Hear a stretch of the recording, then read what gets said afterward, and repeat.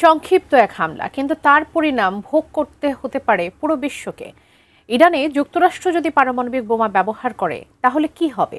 কোথায় দাঁড়াবে মধ্যপ্রাচ্য? পরিণামে কি শুরু হতে পারে তৃতীয় বিশ্বযুদ্ধ?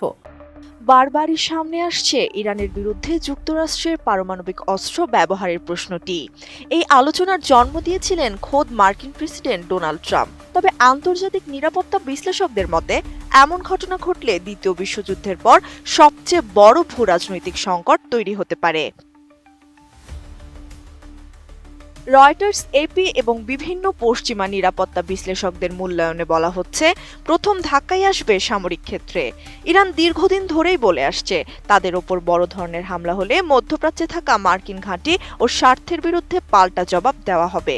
রয়টার্সের একাধিক বিশ্লেষণে সতর্ক করা হয়েছে, ভুল হিসাব বা নতুন হামলা দ্রুত বড় যুদ্ধে রূপ নিতে পারে।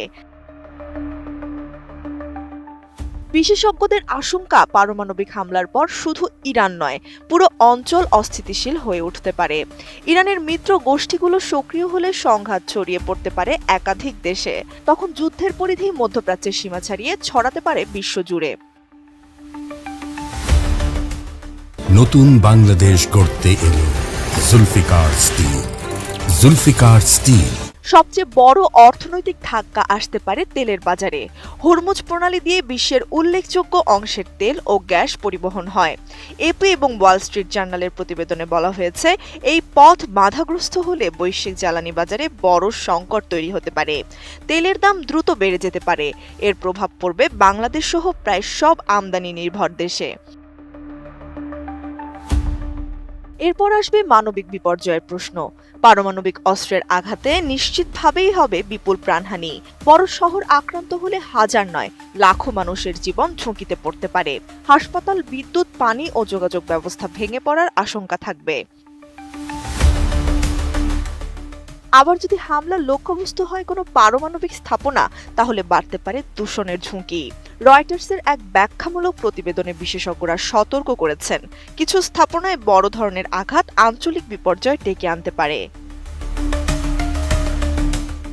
কূটনৈতিক ক্ষেত্রেও হতে পারে বড় পরিবর্তন।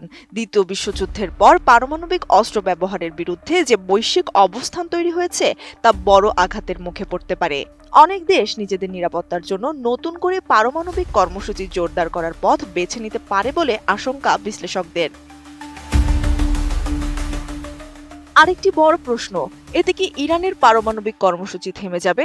সিএনএন এবং রয়টার্সের বিভিন্ন বিশ্লেষণে বলা হয়েছে, সামরিক হামলা অবকাঠামো ক্ষতিগ্রস্ত করতে পারে, তবে প্রযুক্তিগত জ্ঞান ও সক্ষমতা পুরোপুরি মুছে ফেলা কঠিন। ফলে সংঘাত আরও দীর্ঘ হতে পারে। আন্তর্জাতিক সম্পর্ক বিশেষজ্ঞদের মতে, এমন হামলা হলে তা শুধু ইরান বা যুক্তরাষ্ট্রের মধ্যে সীমাবদ্ধ থাকবে না।